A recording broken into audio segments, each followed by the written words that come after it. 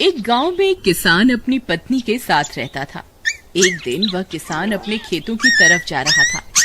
तभी उसे एक गड्ढे में से आवाज आती है।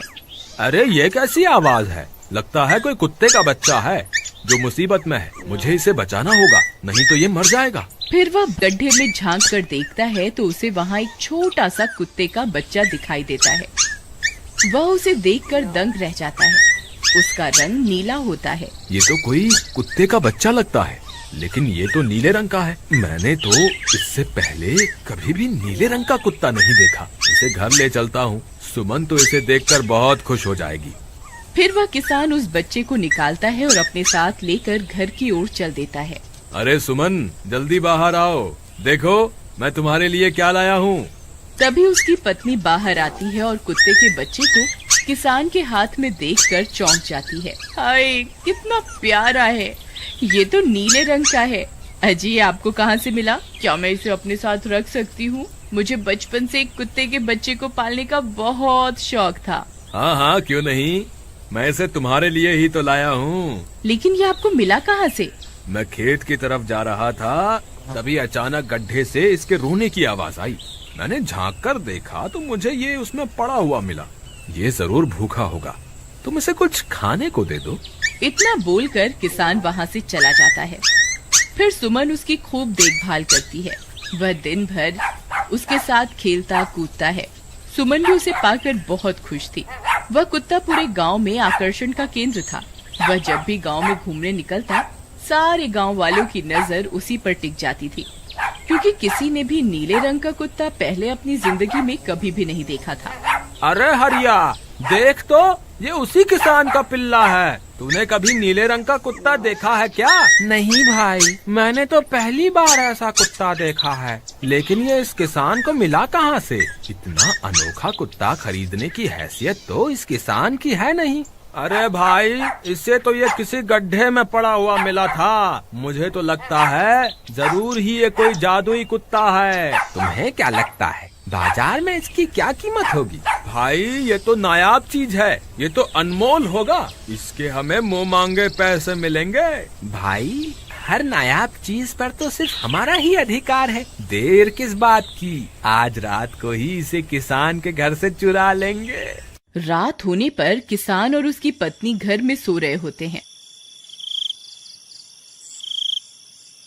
तभी लल्लन और हरिया किसान के घर में घुस जाते हैं और नीलू को बहलाने फुसलाने लगते हैं। ले ले बेटा, बिस्कुट खा ले, ले ले ले ले ले ले, आजा आजा। वह झट से उसे बोरे में कैद कर लेते हैं और वहाँ से 9-2-11 हो जाते हैं और भागकर अपने घर आ जाते हैं। हरिया भाई, एक काम तो पूरा हो गया, बस अब इसे शहर जाकर किसी को बेचना बाकी है। शुभ काम में देरी किस बात की? हम कल सुबह होते ही इसे शहर जाकर किसी को बेच आएंगे। अगले दिन सुबह होने पर वे दोनों नीलू को बोरे में डालते हैं और उसे बेचने के लिए निकल पड़ते हैं। रास्ते में उन्हें एक सेठ मिलता है। उसे उस बोरे में से अजीब अजीब सी आवाजें आती हैं। अरे भाई, रुको रुको, इस बोरे में क्या भर कर ले जा रहे हो?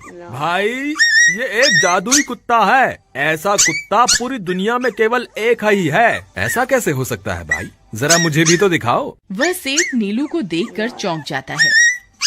तुम्हें इसके लिए 100 सोने की मुद्राएं देनी होंगी। ठीक है, मुझे मंजूर है। लो, ये लो तुम्हारी 100 मुद्राएं। आज से ये कुत्ता मेरा हुआ। वहीं दूसरी तरफ नीलू को घर में न पाकर सुमन और किसान परेशान हो जाते हैं। सुमन का रो रो कर बुरा हाल हो जाता है। नीलू, तुम कहाँ चले गए? तुम्हारे बिना मैं कैसे जीऊंगी? वापस आ जाओ ना नीलू। अजी, मेरे नीलू को कहीं से भी ढूंढ कर लाइए। जब तक वो वापस नहीं आएगा मैं खाना नहीं खाऊंगी। ठीक है, तुम रोना बंद करो, मैं उसे ढूंढ कर लाता हूँ। फिर किसान गांव में लोगों से नीलू के बारे में पूछता है।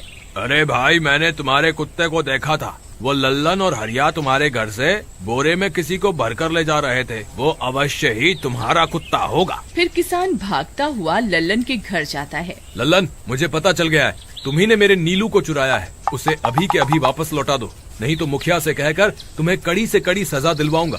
अरे हरिया भाई, इसे कैसे पता चल गया? मुझे लगता है किसी ने हमें उसे चुराते हुए देख लिया होगा।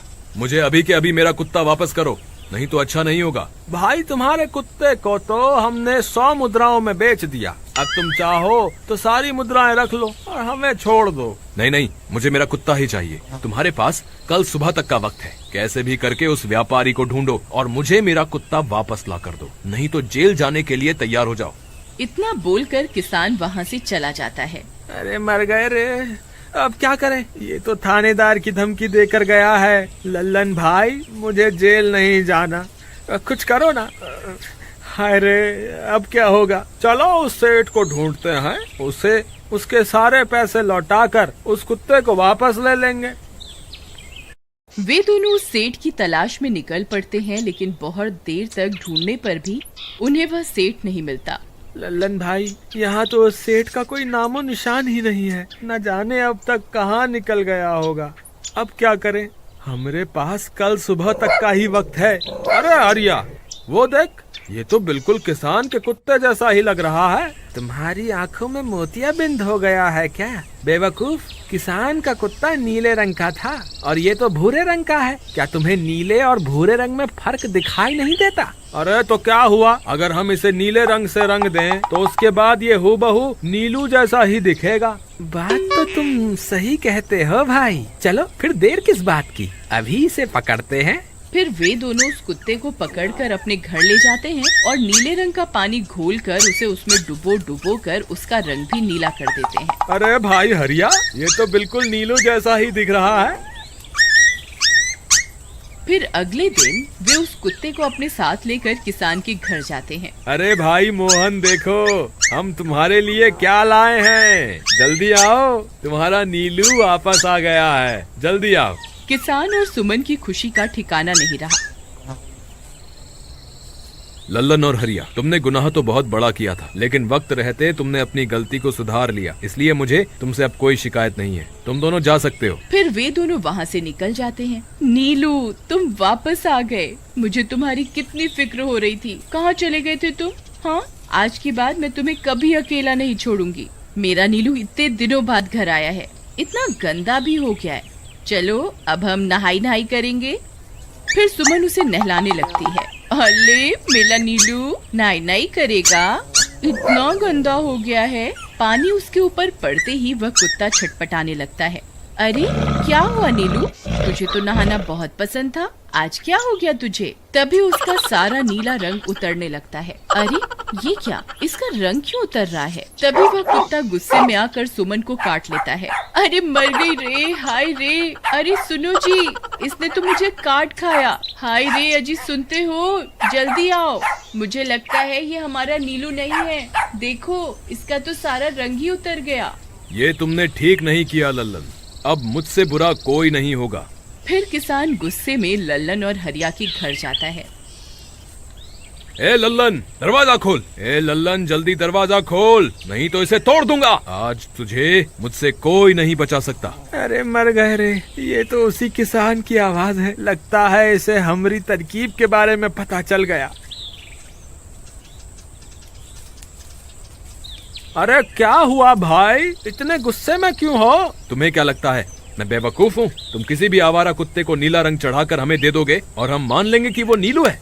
भाई हमें माफ कर दो, हमने उस सेठ को ढूंढने की बहुत कोशिश की, लेकिन उसका कोई नामो निशान नहीं मिला। भाई तुम ये 100 मुद्राएं रख लो, अब इससे ज्यादा हम तुम्हारे लिए और कुछ नहीं कर सकते। अगर तुम चाहो तो हमें जेल भिजवा दो, हम दोनों अपनी गलती की सजा काटने को तैयार हैं। किसान उदास हो जाता है और उनसे 100 मुद्राएं लेकर वापस अपने घर आ जाता है।